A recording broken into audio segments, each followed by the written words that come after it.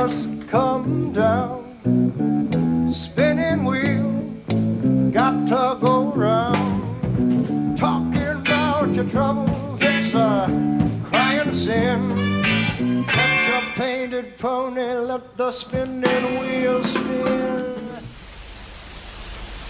I'm not scared of dying, and I don't really care. If it's peace you find in dying, well then let the time be near. If it's peace you find in dying, and if dying time is near, bundle up my coffin, cause it's cold way down there. I hear that it's cold way down there. Yeah, crazy cold way down there. You guys beat out a very significant album and a very significant band at one year at the Grammys. You're referring to Abbey Road and the Beatles? Yes. Yeah. There would have been no Blood, Sweat, and Tears without the Beatles. You know, I think that listening to early albums by the Beatles, is the White Album and Sgt. Pepper, where they and Revolver in particular, where they really started to use orchestral concepts, whether this was George Martin's influence or not, but they were using very sophisticated musical concepts. Prior to that, rock and roll was three chords and, you know, Little Richard and Chuck Berry. And these guys opened my eyes to the fact that educated musicians could really have a voice in this new music. And that's what Blood, Sweat, and Tears was all about. But the Beatles were 5 years ahead of us in that concept. I think they opened a lot of our eyes. Mm-hmm.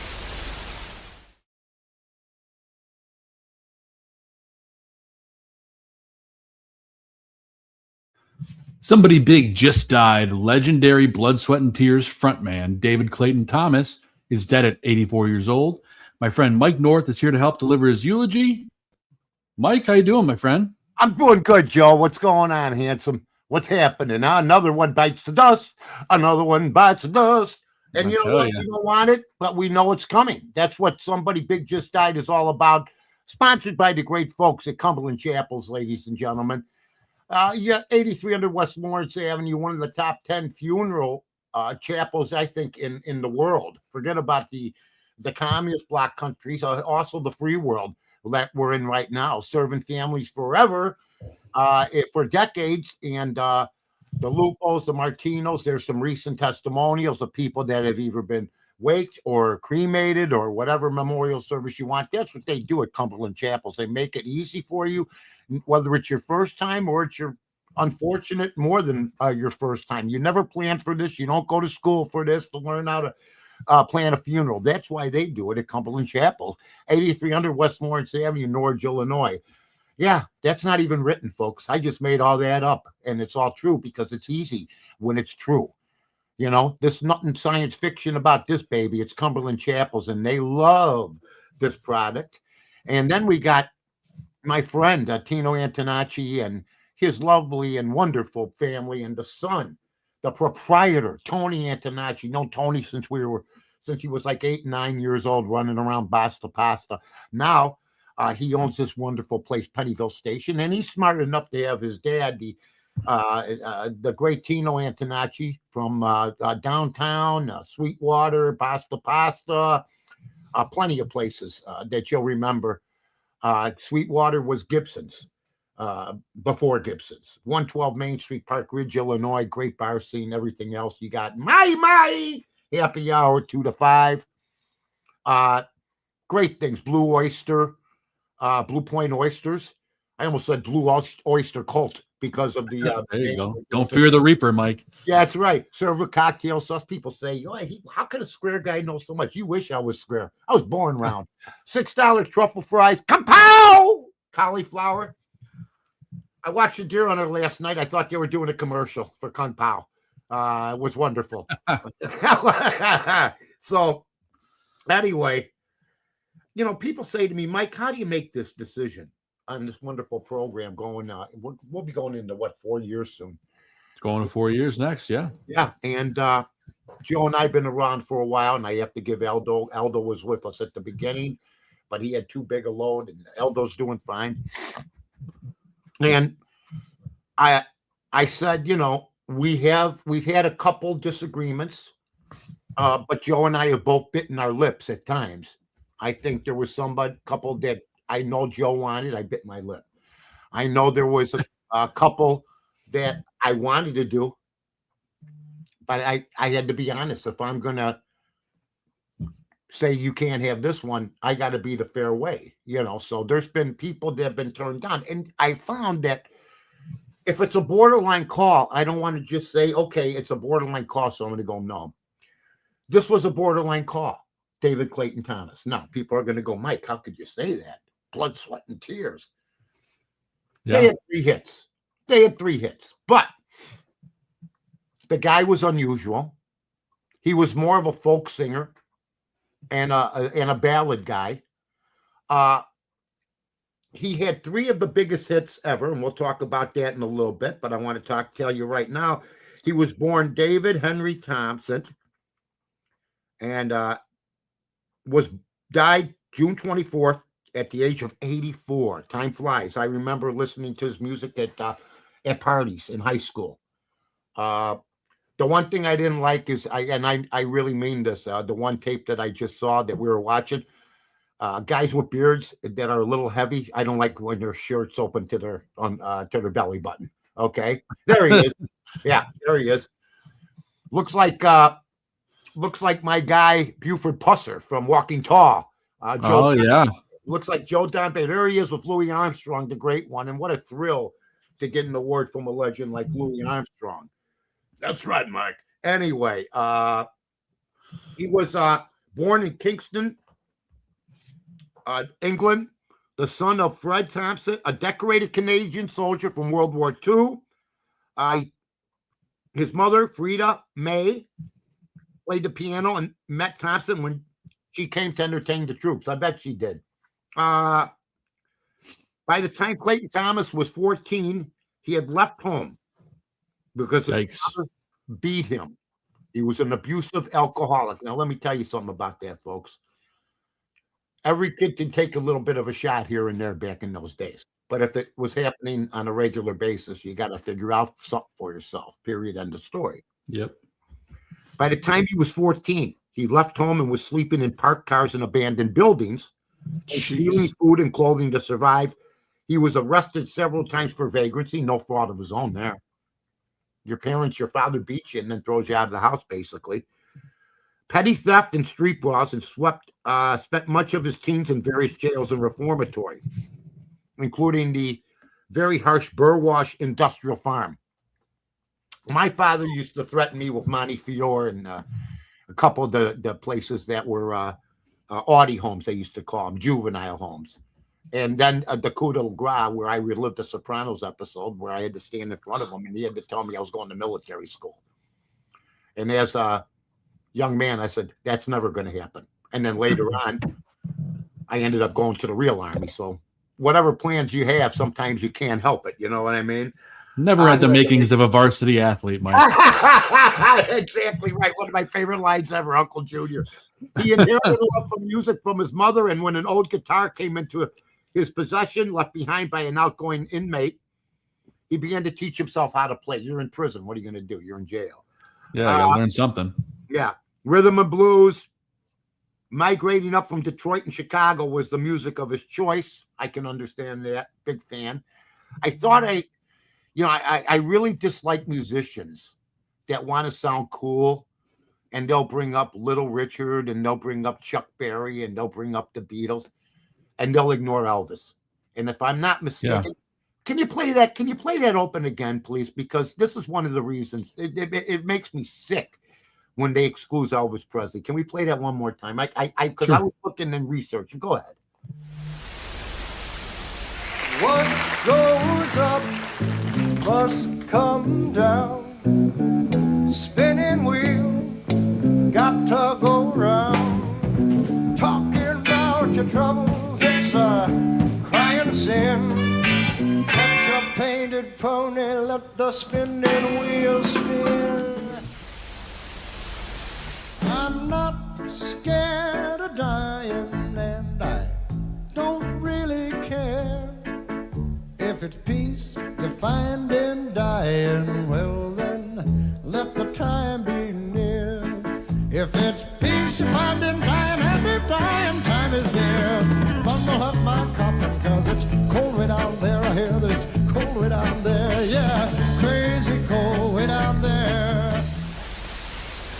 You guys beat out a very significant album and a very significant band at one year at the Grammys. You're referring to Abbey Road and the Beatles? Yes. Yeah. There would have been no Blood, Sweat, and Tears without the Beatles. I think that listening to early albums by the Beatles, is the White Album and Sgt. Pepper, where they and Revolver in particular, where they really started to use orchestral concepts, whether this was George Martin's influence or not, but they were using very sophisticated musical concepts. Prior to that, rock and roll was three chords and, Little Richard and Chuck Berry. And these guys opened my eyes to the fact that educated musicians could really have a voice in this new music. And that's what Blood, Sweat, and Tears was all about. But the Beatles were 5 years ahead of us in that concept. I think they opened a lot of our eyes. All right. He didn't mention Elvis Presley because it's not fashionable for some reason for rock musicians, but the Beatles have said themselves if it wasn't for Elvis Presley, there'd be no Beatles. So if you're an entertainer and you were in the rock and roll business and you want to go Chuck Berry and Little Richard, I'm tired of that too, okay? Good, give them their due, okay? But there's plenty of guys, okay, that have been in rock and roll that have been influences, and there are two of them. But if you leave out Elvis Presley, okay, then to me, this is why you were borderline. And this is the way I feel. This is the way I feel. The Beatles said, no Elvis, no us. So you can say, and to call the White Album and Sgt. Pepper's early recordings. Sorry, I bought the Beatles album in '64. Yeah. Hard Day's Night is an early recording. Yeah. Help. What are you talking about? So when you come on and you want to pretend you know something about rock and roll, and you've had three wonderful hits, but you exclude one of the main guys, because you want to sound hip. And by the way, now or forever, tonight I'm going to go to bed in that. My dad used to open his shirt and he was 30 pounds overweight, He'd be pitching in a softball game, you know what I mean? A picnic softball game. I go, Dad, button up the shirt, okay? Anyway, just wanted to bring that up. Can you believe, Mike, that they beat out Abbey Road for best album at the Grammys? That's crazy. It is, but you know what? He was unusual. I don't have one Blood, Sweat, and Tears album. And when they were on the radio, if I was talking with my buddy, or if I was with BB, and he comes on, I don't change it sometimes. But there's certain bands that you can enjoy without buying the albums.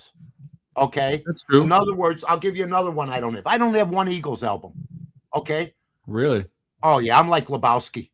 Oh, man, I hate the Eagles. I don't hate the Eagles. I love about Take It to the Limit. I love Lion Eyes, but I never said I got to buy this album. You know why? They played them every 3 songs.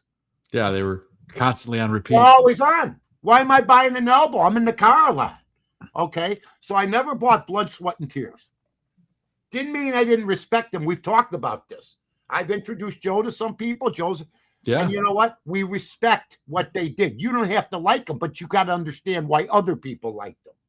And that's a good point. David was about. That's what David was about. Great voice, Canadian,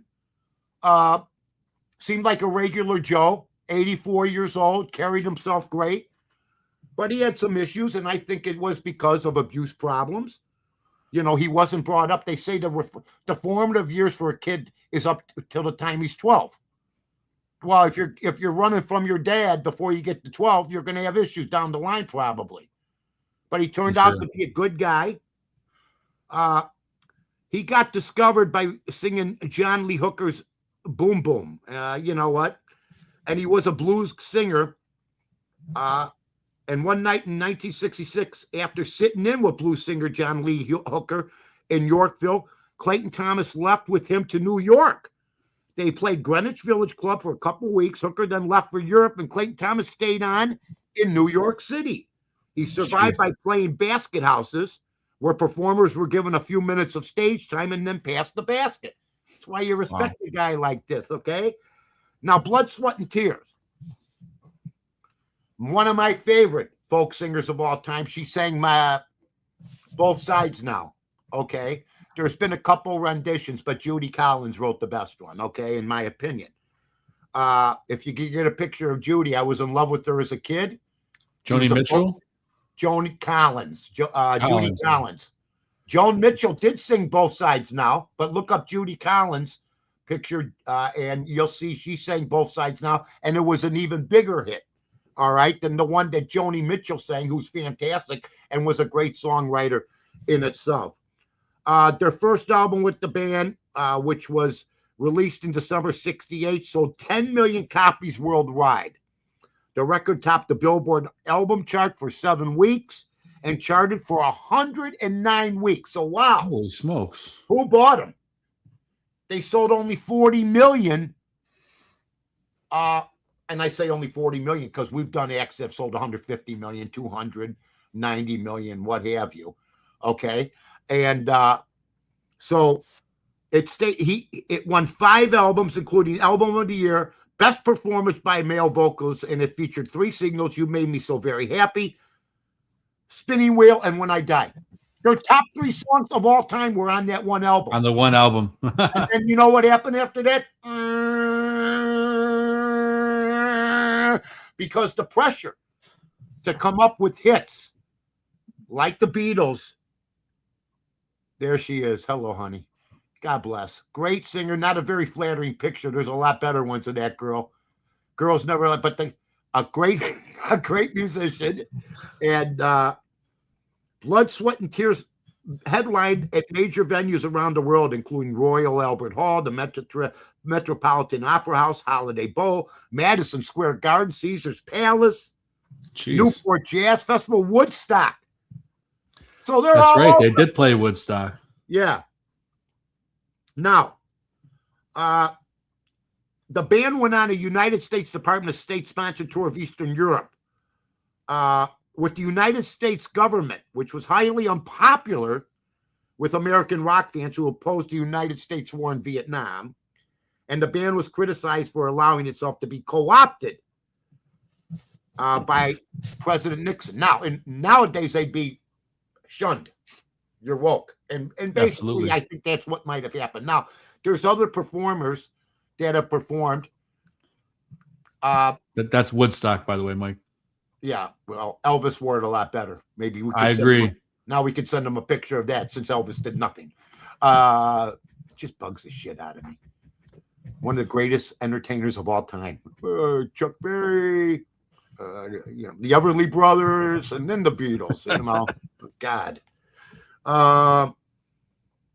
And like I said, you don't have to like Elvis. Just recognize it. If the Beatles recognize it, you should. It's hard not to like Elvis, man. With Clayton-Thomas fronting the band, Blood, Sweat, and Tears continued with a string of hit albums, including Blood, Sweat, and Tears 3, which featured Carole King's Heidi Ho. I bought Carole King's album Tapestry, which was an all-time bestseller back in the 60s, and It's Too Late. I played It's Too Late, then I played the rest. The album sucked, in my opinion. But It's Too Late was outstanding, and Carole King is one of the great albums, according to her fans, of all time. But she's one of the greatest writers. And she also is the subject of Neil Sedaka's song, Oh, Carol, because him and Carole King were very close, and they wrote songs there. This is what I do, folks. I don't care. You want to do Mike just knows this stuff. He just does. Because I sit in front of my TV. There she is. I bought it, though. I bought the hype on her, and I learned a lesson. Okay? She had a couple records, but she wasn't Whitney Houston. Okay? She wasn't Cher. Sorry, she wasn't Rita Coolidge. She wasn't even Frida Payne. Okay? She was a writer. That's right. We always have to pull out the ear-safe photo if there's some sort of way we want to convey a message. Hey! Stugatz! Oh! With Clayton-Thomas fronting the band, I think that was the day my contract was announced. I'm not sure. Or I got my honorary GED degree. What's one of the two? There you go. In the early years, Clayton-Thomas lived on the road, traveling in Europe, Australia, Asia, South America, United States, and Canada with blood, sweat, and tears. So they had no tag days.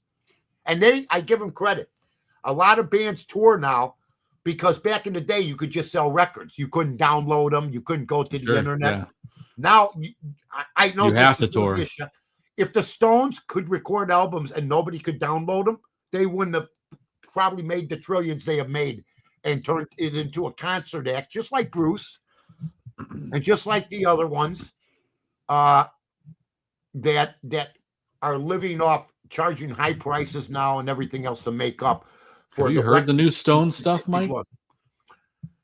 Listen, when the Stones say they got a new album in 2026, when I first played Satisfaction in 1965, it's like my mother saying I'm going to do the alphabet now. Okay, she's 96. You know what I'm saying? I'm not expecting. I'm hoping she makes it to the end, you know, but I'm not hopeful. So she'll get to G and she goes, "I'm exhausted. Can we have some pudding?" Okay. So, is the new Stones album good? I listened to like a couple songs of it. It's it's over. It's fine. It's fine. Stick to doing your act live. You are the greatest athlete who's ever lived. I say that all the time about Mick Jagger because I saw the top athletes in my time. If any of them are 80 and can run for 3 hours, I want to meet you. Okay. I mean, you go to an old timers game like George Scott, he's 300 pounds now. The ball players don't care how they look after they're done playing baseball for the most part. A lot of the football players do. So Thomas had a subsequent career. Thomas released his first Columbia solo album after Blood, Sweat, and Tears. Let me tell you everybody this. The worst time I ever had doing radio was when I didn't have a partner. Okay, when I worked solo until I worked my way into the morning show, going against my old friend Mike Greenberg with Andy Furman and Jonas Knox for 3-4 years. Then they changed bosses, and the guy goes, it's time to go. I go, okay, see you later. I worked solo though at the beginning at Fox for a year on Saturday nights. Yeah. And this is after everything else I did, Joe. So I said, okay, I'll work. They were afraid of me during the week.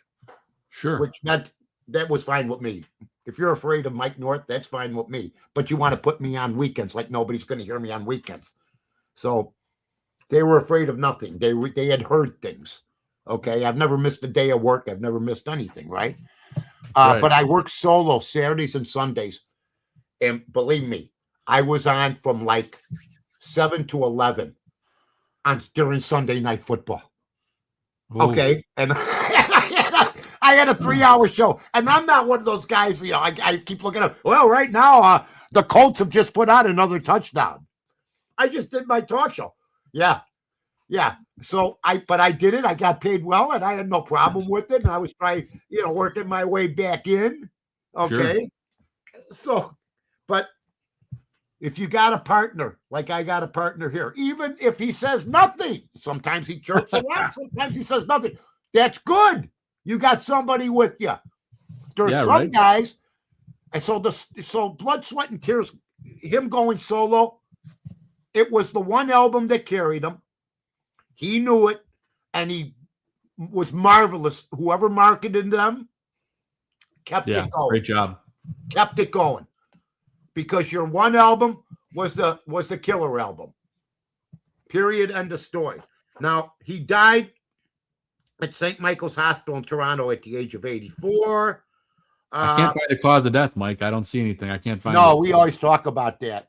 They don't tell you anymore. They don't tell you anymore for the most part. Every so often, they'll say a guy had a heart attack, he had cancer, but a lot of guys just carry it quietly now, and they go into the night. What difference does it make? Well, you want to find out that Robert Blake died. You want to find out that Robin Williams committed suicide. Some things you just can't hide. But for some reason, natural causes. I mean, we knew John Wayne had one lung. We knew he had lung cancer. You know what I mean? We knew when he got on the horse and shoot us, he'd be dead in months. I knew Clark Gable was going to die. Clark Gable had a bad heart when he did the Misfits. And he died like him, Marilyn Monroe, and Montgomery Clift all died 18 months after making the Misfits in the early 60s. Three of the top stars. So how about Gene Hackman? Well, they haven't solved that one yet. I've heard everything that the wild dogs ate them, to the wife took pills. That whole thing's crazy. Yeah. And and nobody brings that up. Okay. About Gene Hackman. You don't find there's no follow-up anymore except for Nancy Guthrie. Okay. Every month when they have a slow news day, they go, she hasn't been found yet. Thanks for the flash. You guys blew it. And I feel bad for Savannah Guthrie, who was on the other day on NBC saying, and I'm always going to be here. I'm always going to be here. And I felt so bad for her with a smiling face. Yeah. And she started crying while she was doing it. So it's a very painful thing. And it doesn't help to remind everybody somebody blew this whole thing. Period. End of story. That's just my opinion. But nobody blew David. Well, forget about blowing David Clayton-Thomas. I'm sure he had some opportunities, That's all. Joe doesn't want any part of that. He was just picturing. I just saw the shirt unbuttoned all the way. Yeah. Joe, do me a favor. I love you like a brother, but me and you shouldn't even open our shirts at this thing, at this moment.